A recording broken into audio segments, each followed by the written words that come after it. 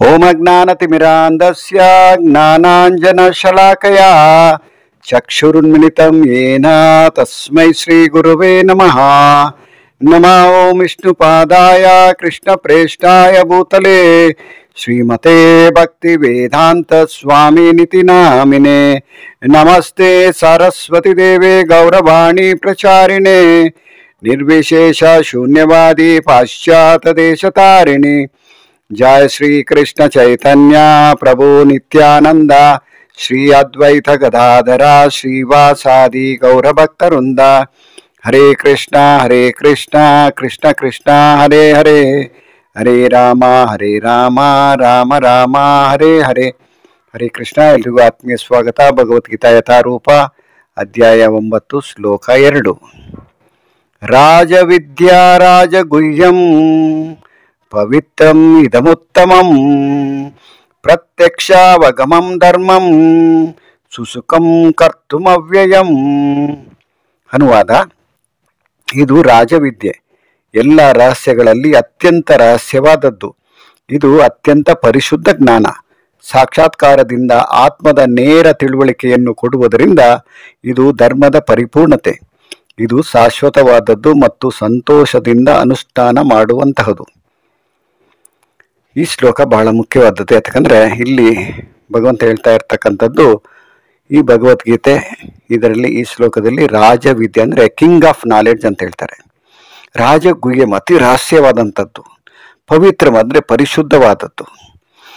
ಇದನ್ನು ನಾವು ಆಚರಣೆ ಮಾಡೋದಕ್ಕೆ ಬಹಳ ಕಷ್ಟಪಡಬೇಕಾಗಿಲ್ಲ. ಸುಸುಖಂ ಕರ್ತುಂ ಅವ್ಯಯಂ ಅಂದರೆ ಬಹಳ ಸಂತೋಷವಾಗಿ ಇದನ್ನು ಸ್ವೀಕಾರ ಮಾಡ್ಬೋದು ಅಂತ ಭಗವಂತ ಹೇಳ್ತಾ ಇದ್ದಾನೆ ಈ ಶ್ಲೋಕದಲ್ಲಿ. ಪ್ರಭುಪಾದರು ಈ ಶ್ಲೋಕಕ್ಕೆ ಸುಮಾರು 5.5 ಪುಟ ಅಷ್ಟು ಭಾವಾರ್ಥ ಕೊಟ್ಟಿದ್ದಾರೆ. ಅಂದರೆ ನಾವು ಒಂದೊಂದು ಪುಟನ ಒಂದೊಂದು ದಿನ ನಾವು ಚರ್ಚೆ ಮಾಡೋಕ್ಕೆ ಹೋದ್ರೂ ಕೂಡ ಸುಮಾರು 5 ದಿವಸ ಬೇಕಾಗತ್ತೆ. ಸೊ ಭಾವಾರ್ಥನ ನೋಡೋಣ.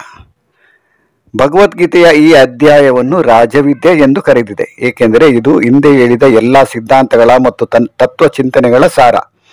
ಭಾರತದ ಮುಖ್ಯ ತತ್ವಜ್ಞಾನಿಗಳಲ್ಲಿ ಗೌತಮ, ಕಣಾದ, ಕಪಿಲ, ಯಾಜ್ಞವಲ್ಕ್ಯ, ಶಾಂಡಿಲ್ಯ ಮತ್ತು ವೈಶಾನರರು ಇದ್ದಾರೆ. ಕಡೆಯಲ್ಲಿ ವೇದಾಂತ ಸೂತ್ರವನ್ನು ರಚಿಸಿದ ವ್ಯಾಸದೇವರಿದ್ದಾರೆ. ಆದುದರಿಂದ ತತ್ವಜ್ಞಾನ ಅಥವಾ ಆಧ್ಯಾತ್ಮಿಕ ಜ್ಞಾನದಲ್ಲಿ ಜ್ಞಾನಕ್ಕೇನು ಕೊರತೆ ಇಲ್ಲ. ಈ 9ನೇ ಅಧ್ಯಾಯವು ಇಂತಹ ಎಲ್ಲ ವಿದ್ಯೆಯ ರಾಜ.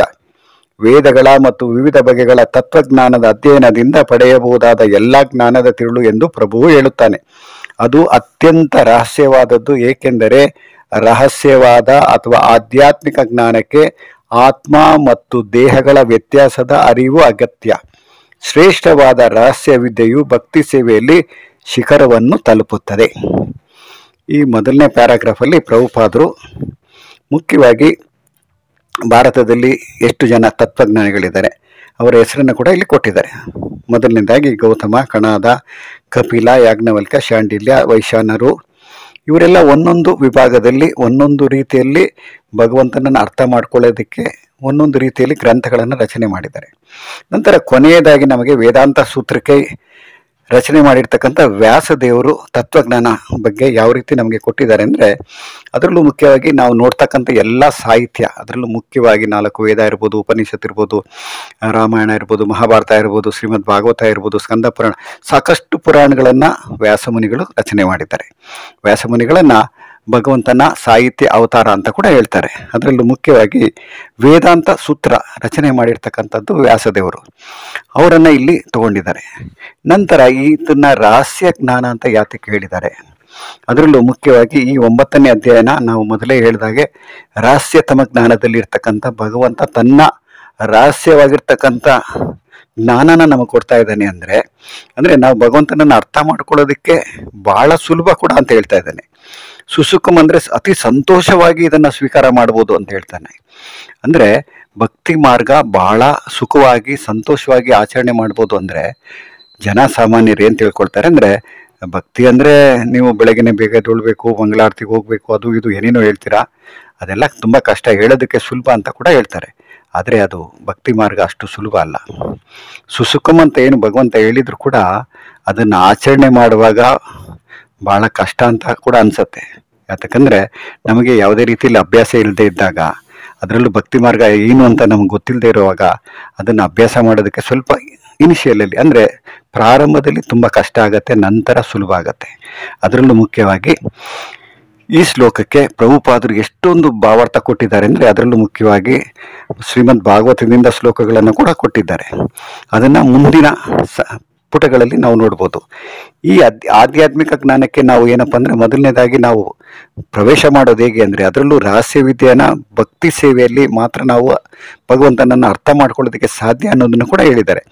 ಮುಂದಿನ ಭಾವಾರ್ಥ ಈ ರೀತಿ ಇರುತ್ತೆ: ಸಾಮಾನ್ಯವಾಗಿ ಜನರಿಗೆ ಈ ರಹಸ್ಯ ಜ್ಞಾನದಲ್ಲಿ ವಿದ್ಯಾಭ್ಯಾಸವು ದೊರೆಯುವುದಿಲ್ಲ. ಅವರಿಗೆ ಬಹಿರ್ವಿದ್ಯೆಯಲ್ಲಿ ಶಿಕ್ಷಣ ದೊರೆಯುತ್ತದೆ. ಸಾಮಾನ್ಯ ಶಿಕ್ಷಣದ ಮಟ್ಟಿಗೆ ಜನರು ರಾಜನೀತಿಶಾಸ್ತ್ರ, ಸಮಾಜ ವಿಜ್ಞಾನ, ಭೌತಶಾಸ್ತ್ರ, ರಸಾಯನಶಾಸ್ತ್ರ, ಗಣಿತಶಾಸ್ತ್ರ, ಖಗೋಳಶಾಸ್ತ್ರ, ಶಿಲ್ಪಶಾಸ್ತ್ರ ಹೀಗೆ ಹಲವಾರು ವಿಭಾಗಗಳಲ್ಲಿ ಶ್ರಮಿಸುತ್ತಾರೆ. ಪ್ರಪಂಚದಾದ್ಯಂತ ಜ್ಞಾನದ ಹಲವು ಶಾಖೆಗಳಿವೆ ಮತ್ತು ಅನೇಕ ದೊಡ್ಡ ವಿಶ್ವವಿದ್ಯಾಲಯಗಳಿವೆ. ಆದರೆ ದುರದೃಷ್ಟದಿಂದ ಚೇತನಾತ್ಮದ ಶಾಸ್ತ್ರವನ್ನು ಹೇಳಿಕೊಡುವ ಗಣನೀಯ ವಿಶ್ವವಿದ್ಯಾಲಯ ಅಥವಾ ವಿದ್ಯಾಸಂಸ್ಥೆ ಒಂದೂ ಇಲ್ಲ. ಆತ್ಮವೇ ದೇಹದ ಅತ್ಯಂತ ಮುಖ್ಯ ಭಾಗ. ಆತ್ಮವಿಲ್ಲದಿದ್ದರೆ ದೇಹವು ನಿಷ್ಪ್ರಯೋಜಕ. ಆದರೂ ಜನರು ಬದುಕಿನಲ್ಲಿ ದೇಹದ ಅಗತ್ಯಗಳಿಗೆ ಪ್ರಾಮುಖ್ಯ ನೀಡುತ್ತಿದ್ದಾರೆ. ಬಹುಮುಖ್ಯವಾದ ಆತ್ಮದ ಕಡೆಗೆ ಅವರಿಗೆ ಗಮನವೇ ಇಲ್ಲ. ಇಲ್ಲಿ ಮುಖ್ಯವಾಗಿ ಪ್ರಭುಪಾದರು ಸುಮಾರು ಯೂನಿವರ್ಸಿಟಿಗಳನ್ನು ನಾವು ನೋಡಿದ್ದೀವಿ. ಅದರಲ್ಲೂ ಪಾಶ್ಚಾತ್ಯ ದೇಶಗಳಲ್ಲಂತೂ ಸಾಕಷ್ಟು ಯೂನಿವರ್ಸಿಟಿಗಳಿದೆ. ಅದರಲ್ಲೂ ಒಂದು ಸಾರಿ ಶ್ರೀಲ ಪ್ರಭುಪಾದರು ಅಂದರೆ ಇಸ್ಕಾನ್ ಫೌಂಡರ್ ಆಚಾರ್ಯ ಅಂತ ನಾವು ಏನು ಹೇಳ್ತೀವಿ, ಈ ಗ್ರಂಥನ ರಚನೆ ಮಾಡಿರ್ತಕ್ಕಂಥ, ಅನುವಾದ ಮತ್ತು ಭಾವಾರ್ಥ ಕೊಟ್ಟಿರ್ತಕ್ಕಂಥ ಶ್ರೀಲ ಪ್ರಭುಪಾದರು ಪಾಶ್ಚಾತ್ಯ ದೇಶದಲ್ಲಿ ಒಂದು ಸಾರಿ ಒಂದು ದೊಡ್ಡ ಯೂನಿವರ್ಸಿಟಿಗೆ ಅವರನ್ನು ಇನ್ವೈಟ್ ಮಾಡ್ತಾರೆ, ಅಂದರೆ ಅವರನ್ನು ಕರೀತಾರೆ. ಆಗ ಅವರು ಅವರ ಶಿಷ್ಯಂದಿರ ಜೊತೆಯಲ್ಲಿ ಹೋದಾಗ ಅಲ್ಲಿ ಏನಾಗುತ್ತೆ ಅಂದರೆ, ಎಲ್ಲ ವಿಭಾಗಗಳು ಏನು ಇಲ್ಲಿ ಕೊಟ್ಟಿದ್ದಾರೆ ಪ್ರಭುಪಾದರು, ರಾಜನೀತಿ ಶಾಸ್ತ್ರ ಇರ್ಬೋದು, ಸಮಾಜ ವಿಜ್ಞಾನ ಶಾಸ್ತ್ರ ಇರ್ಬೋದು, ಭೌತಶಾಸ್ತ್ರ ಇರ್ಬೋದು, ರಸಾಯನಶಾಸ್ತ್ರ, ಹೀಗೆ ಒಂದೊಂದು ಡಿಪಾರ್ಟ್ಮೆಂಟ್ಗೆ ಒಂದೊಂದು ಹೆಸರನ್ನು ಕೊಟ್ಟಿರ್ತಾರೆ. ಇದನ್ನೆಲ್ಲ ನೋಡ್ತಾ ನೋಡ್ತಾ ಪ್ರಭುಪಾದರು ಕೊನೆಗೆ ಅಲ್ಲಿರ್ತಕ್ಕಂಥ ಮುಖ್ಯಸ್ಥರನ್ನು ಕರೆದು ಕೇಳ್ತಾರೆ. ಆದರೆ ಇದೆಲ್ಲ ಏನು ಒಂದು ರೀತಿ ಈ ವಿದ್ಯಾಭ್ಯಾಸದಲ್ಲಿ ನೀವು ಏನು ಹೇಳ್ಕೊಡ್ತಾ ಇದ್ದೀರಾ ಮಕ್ಕಳಿಗೆ, ಅಂದರೆ ವಿದ್ಯಾರ್ಥಿಗಳಿಗೆ ಏನನ್ನು ಹೇಳ್ಕೊಡ್ತಾ ಇದ್ದೀರಾ ಅಂದರೆ, ಇದು ಬಹಿರಂಗ ಅಂತ ನಾವು ಹೇಳ್ತೀವಿ. ಅಂದರೆ ಇದರಲ್ಲಿ ಏನು ಶಿಲ್ಪಶಾಸ್ತ್ರ ಅಂತ ಕೂಡ ನಾವು ಹೇಳ್ತೀವಿ. ಆದರೆ ನಮಗೆ ಬೇಕಾಗಿರ್ತಕ್ಕಂಥ ವಿದ್ಯೆ ಇದಲ್ಲ. ನಿಜವಾಗ್ಲೂ ನಮಗೆ ಬೇಕಾಗಿರ್ತಕ್ಕಂಥದ್ದು ಆತ್ಮದ ಬಗ್ಗೆ ಏನಾದರೂ ಡಿಪಾರ್ಟ್ಮೆಂಟ್ ಇದೆಯಾ ನಿಮ್ಮಲ್ಲಿ ಅಂತ ಕೇಳ್ತಾರೆ. ಅವ್ರಿಗೆ ಆಶ್ಚರ್ಯ ಆಗುತ್ತೆ. ಸೋಲ್ ಅಂದರೆ ಆಂಗ್ಲ ಭಾಷೆಯಲ್ಲಿ ಆತ್ಮಕ್ಕೆ ಸೋಲ್ ಅಂತ ಹೇಳ್ತಾರೆ. Is there is any soul department ಅಂತ ಕೇಳಿದ್ರೆ ಅವ್ರಿಗೆ ಆಶ್ಚರ್ಯ ಆಗುತ್ತೆ. ಯಾಕಂದರೆ ಅವ್ರಿಗೆ ಗೊತ್ತೇ ಇಲ್ಲ ಸೋಲ್ ಅಂದರೆ ಏನು ಅಂತ. ಅವ್ರಿಗೆ ಗೊತ್ತಿರ್ತಕ್ಕಂಥದ್ದು ರಾಜನೀತಿ ಶಾಸ್ತ್ರ ಅಂದರೆ ಏನು, ಗಣಿತ ಅಂದರೆ ಏನು, ಸಮಾಜ ಅಂದರೆ ಏನು, ವಿಜ್ಞಾನ ಅಂದರೆ ಏನು, ಇದ್ರ ಬಗ್ಗೆ ಅವ್ರು ಎಷ್ಟು ಪ್ರಾಮುಖ್ಯತೆ ಕೊಟ್ಟಿರ್ತಾರೆ ಅಂದರೆ, ಇಡೀ ಪ್ರಪಂಚದಾದ್ಯಂತ ಎಲ್ಲೇ ಹೋದರೂ ಕೂಡ, ನಿಮ್ಗೆ ಯಾವುದೇ ವಿಶ್ವವಿದ್ಯಾಲಯಕ್ಕೆ ಹೋದರೂ ಕೂಡ ನಿಮಗೆ ಸಿಗ್ತಕ್ಕಂಥ ವಿಷಯಗಳನ್ನೆಲ್ಲ ಕೊಟ್ಟಿದ್ದಾರೆ ಇಲ್ಲಿ ಪ್ರಭುಪಾದರು. ಅದರಲ್ಲೂ ಸಮಾಜ ವಿಜ್ಞಾನ, ಭೌತಶಾಸ್ತ್ರ, ರಸಾಯನಶಾಸ್ತ್ರ, ಗಣಿತಶಾಸ್ತ್ರ, ಖಗೋಳಶಾಸ್ತ್ರ, ಶಿಲ್ಪಶಾಸ್ತ್ರ, ಇದೆಲ್ಲ ಎಷ್ಟು ಸೊಗಸಾಗಿ ಕೊಟ್ಟಿದ್ದಾರೆ ಅಂದರೆ ಪ್ರತಿಯೊಂದು ದೇಶದಲ್ಲೂ ಪ್ರತಿಯೊಂದು ರಾಜ್ಯದಲ್ಲೂ ಎಷ್ಟು ಯೂನಿವರ್ಸಿಟಿಗಳಿದೆ, ಎಷ್ಟು ವಿದ್ಯಾರ್ಥಿಗಳು ವಿದ್ಯಾಭ್ಯಾಸ ಮಾಡ್ತಾ ಇದ್ದಾರೆ, ವರ್ಷಕ್ಕೆ ಎಷ್ಟು ಜನ ಇಂಜಿನಿಯರ್ಗಳಾಗ್ತಾ ಇದ್ದಾರೆ, ಎಷ್ಟು ಜನ ಡಾಕ್ಟರ್ಸ್ ಆಗ್ತಾ ಇದ್ದಾರೆ. ಇದನ್ನೆಲ್ಲ ನಾವು ಅಂಕಿಅಂಶಗಳನ್ನು ತೊಗೊಂಡಾಗ ಏನಾಗುತ್ತೆ ಅಂದರೆ, ಎಲ್ಲೂ ಆತ್ಮದ ಬಗ್ಗೆ ಯಾವ ಯೂನಿವರ್ಸಿಟಿಯಲ್ಲಿ ಕೂಡ ವಿದ್ಯಾಭ್ಯಾಸ ಸಿಗ್ತಾ ಇಲ್ಲ. ಅಂದರೆ ಅವ್ರಿಗೆ ಅದರ ಬಗ್ಗೆ ಗೊತ್ತೇ ಇಲ್ಲ. ಅವ್ರಿಗೆ ಗೊತ್ತಿರ್ತಕ್ಕಂಥದ್ದು ಏನಂದರೆ, ದೇಹದ ಅಗತ್ಯಗಳಿಗೆ, ಅಂದರೆ ಈ ದೇಹನ ಸಂರಕ್ಷಣೆ ಮಾಡ್ಕೊಳ್ಳೋದಕ್ಕೆ ಏನು ಬೇಕು ಅಂದರೆ, ಸಾಮಾನ್ಯವಾಗಿ ತಂದೆ ತಾಯಿ ಮಕ್ಕಳನ್ನು ವಿದ್ಯಾಭ್ಯಾಸ ಕಳಿಸ್ತಾರೆ. ಅವರ ಉದ್ದೇಶ ಏನು, ಚೆನ್ನಾಗಿ ಓದಬೇಕು, ನಂತರ ಒಂದು ಒಳ್ಳೆಯ ಕೆಲಸ ಸೇರ್ಕೋಬೇಕು, ಅಂದರೆ ಕೆಲಸ ಸಿಗಬೇಕು, ಕೆಲಸಕ್ಕೆ ಸೇರ್ಕೋಬೇಕು, ನಂತರ ಮದುವೆ ಆಗಬೇಕು, ನಂತರ ಮಕ್ಕಳಾಗಬೇಕು, ಆಗ ಅವ್ರ ಜವಾಬ್ದಾರಿ ಮುಗೀತು ಅಂತ ತಿಳ್ಕೊಳ್ತಾರೆ. ಆದರೆ ತಾವೇ ದೇಹ ಅಂತ ಎಷ್ಟು ಜನ ತಿಳ್ಕೊಂಡಿರ್ತಾರೆ. ಅವ್ರ ದೃಷ್ಟಿಯಲ್ಲಿ ಅವರ ವಿದ್ಯಾಭ್ಯಾಸ ಯಾವ ರೀತಿ ಇರತ್ತೆ ಅನ್ನೋದನ್ನು ಇಲ್ಲಿ ವರ್ಣನೆ ಮಾಡಿದ್ದಾರೆ ಪ್ರಭುಪಾದರು. ಅದರಲ್ಲೂ ಮುಖ್ಯವಾಗಿ ಅವರಿಗೆ ಬಹುಮುಖ್ಯವಾದ ಆತ್ಮದ ಕಡೆಗೆ ಅವರಿಗೆ ಗಮನವೇ ಇಲ್ಲ ಅಂತ ಹೇಳ್ತಾ ಇದ್ದಾರೆ. ಅಂದರೆ ನಾವು ಕೂಡ ಶಾಲೆಯಲ್ಲಿ ಓದ್ತಾ ಇದ್ದಾಗ, ಸ್ಕೂಲ್ ಇರ್ಬೋದು, ಹೈಸ್ಕೂಲ್ ಇರ್ಬೋದು, ಕಾಲೇಜ್ ಇರ್ಬೋದು, ಎಷ್ಟೋ ಜನ ಡಿಗ್ರಿ ಮಾಡಿರ್ತಾರೆ, ಡಬಲ್ ಡಿಗ್ರಿ ಮಾಡಿರ್ತಾರೆ, ಡಬಲ್ PhD ಎಲ್ಲ ಮಾಡ್ಕೊಂಡಿರ್ತಾರೆ, ಇಂಜಿನಿಯರ್ ಆಗಿದ್ದಾರೆ, ಡಾಕ್ಟರ್ಸ್ ಆಗಿದ್ದಾರೆ. ಆದರೆ ಈ ದೇಹ ಬಿಟ್ಟು ಹೋಗುವಂಥ ವಿಷಯ, ಅದರಲ್ಲೂ ಈ ದೇಹದಲ್ಲಿ ಇರ್ತಕ್ಕಂಥ ವ್ಯಕ್ತಿ ಯಾರು ಅಂದರೆ, ಈ ದೇಹ ಹೊಟ್ಟೋಯ್ತು ಅಂತ ನಾವೆಲ್ಲ ಹೇಳ್ತಾ ಇರ್ತೀವಿ. ರಾತ್ರಿ ಮಲ್ಕೊಂಡಿದ್ರು, ಬೆಳಗ್ಗೆ ಹೊಟ್ಟೋದ್ರು, ಹೋಗಿದ್ದು ಯಾರು ನೋಡಲಿಲ್ಲ. ಶರೀರ ಅಲ್ಲೇ ಇದೆ, ಶರೀರ ಇದೆ. ಆದರೆ ಅದರಲ್ಲಿ ಇರ್ತಕ್ಕಂಥ ಆ್ಯಕ್ಟಿವ್ ಪ್ರಿನ್ಸಿಪಲ್ ಏನಂತ ಹೇಳ್ತೀವಿ, ಕಾನ್ಷಿಯಸ್ನೆಸ್ ಅಂತ ಏನು ಹೇಳ್ತೀವಿ, ಪ್ರಜ್ಞೆ ಅಂತ ಏನು ಹೇಳ್ತೀವಿ, ಉಸಿರು ಅಂತ ಏನು ಹೇಳ್ತೀವಿ, ಅದನ್ನು ಯಾರೂ ನೋಡಲೇ ಇಲ್ಲ. ಅದು ಹೋಗಿದ್ದೆಲ್ಲಿಗೆ, ಅದು ಯಾವ ರೀತಿ ಇದೆ, ಅದರ ವ್ಯಕ್ತಿತ್ವ ಏನು ಯಾರಿಗೂ ಗೊತ್ತಿಲ್ಲ. ಆದರೆ ಇದನ್ನೆಲ್ಲ ಯಾವ ಶಾಲಾ ಕಾಲೇಜುಗಳಲ್ಲೂ ಹೇಳ್ಕೊಡ್ತಾ ಇಲ್ಲ ಅಂತ ಹೇಳಿದ್ರೆ ನಾವು ಯಾವ ರೀತಿ ವಿದ್ಯಾಭ್ಯಾಸನ ನಾವು ಮಕ್ಕಳಿಗೆ ಹೇಳ್ಕೊಡ್ತಾ ಇದ್ವಿ.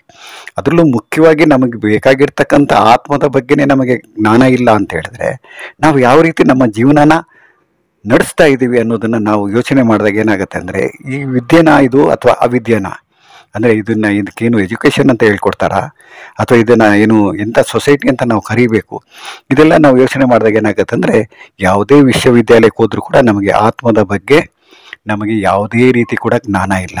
ಅದರಿಂದ ನಮ್ಮ ವಿದ್ಯೆ ಏನಾಗಿದೆ ಅಂದರೆ, ಈಗ ಅದನ್ನು ನಾವು ವಿದ್ಯೆ ಅಂತ ಕರೆಯೋದಕ್ಕೆ ಕೂಡ ನಮಗೆ ಆಗೋದಿಲ್ಲ. ಯಾಕಂದರೆ ಅದೆಲ್ಲ ಒಂದು ರೀತಿಯಲ್ಲಿ ಅವಿದ್ಯೆ ಆಗಿದೆ. ಅಂದರೆ ವಿದ್ಯೆಗೆ ಆಪೋಸಿಟ್ ಏನು ಹೇಳ್ತಾರೆ ಅಂದರೆ ಅವಿದ್ಯೆ ಅಂತ ಹೇಳ್ತಾರೆ. ಅದನ್ನು ನಾವಿಲ್ಲಿ ಗಮನಿಸ್ತಾ ಇದ್ವಿ. ಅದರಲ್ಲೂ ಮುಖ್ಯವಾಗಿ ಇದು ರಾಜವಿದ್ಯೆ. ಅಂದರೆ ಈ ಭಗವದ್ಗೀತೆಯನ್ನು ಎಷ್ಟು ಜನ ಅಭ್ಯಾಸ ಮಾಡ್ತಾ ಇದ್ದಾರೆ, ಎಷ್ಟು ಸ್ಕೂಲಲ್ಲಿ ಇದನ್ನು ಹೇಳ್ಕೊಡ್ತಾ ಇದ್ದಾರೆ, ಅದು ಎಷ್ಟು ಕಾಲೇಜಲ್ಲಿದೆ, ಎಲ್ಲೂ ಕಾಣಿಸ್ತಾ ಇಲ್ಲ. ಅದರಿಂದ ಏನಾಗ್ತಾ ಇದೆ, ನಮಗೆ ಸಿಗ್ತಾ ಇರ್ತಕ್ಕಂಥ ಎಲ್ಲ ಶಿಲ್ಪಶಾಸ್ತ್ರದಿಂದ ನಾವು ಯಾವುದೇ ರೀತಿಯಲ್ಲಿ ನಮ್ಮನ್ನು ನಾವು ಅರ್ಥ ಮಾಡ್ಕೊಳ್ಳೋಕ್ಕಾಗೋದಿಲ್ಲ. ನಾವು ಯಾರು ಅಂತಲೇ ನಮಗೆ ಗೊತ್ತಿಲ್ಲ ಅಂದರೆ, ನಾವು ಆತ್ಮ ಅಂತಲೇ ನಮಗೆ ಗೊತ್ತಿಲ್ಲ ಅಂದರೆ, ನಾವು ಕೇವಲ ಶರೀರಕ್ಕೆ ಮಾತ್ರ ನಾವು ಯಾವ ರೀತಿ ನೋಡ್ಕೋಬೋದು ಅಥವಾ ಶರೀರನೇ ನಾನು ಅಂತ ಎಲ್ಲಿವರೆಗೂ ನಾವು ತಿಳ್ಕೊಳ್ತೀವಿ ಅಲ್ಲಿವರೆಗೂ ಇದು ಯಾವುದೇ ರೀತಿ ಉತ್ತಮ ಸಮಾಜ ಆಗೋದಕ್ಕೆ ಲಾಯಕ್ಕಾಗಿರೋದಿಲ್ಲ ಅನ್ನೋ ರೀತಿಯಲ್ಲಿ ಪ್ರಭುಪಾದರು ಭಾವಾರ್ಥನ ಹೇಳಿದರೆ. ಮುಂದಿನ ಭಾವಾರ್ಥನ ನಾವು ನಾಳೆ ನೋಡೋಣ. ಹರೇ ಕೃಷ್ಣ.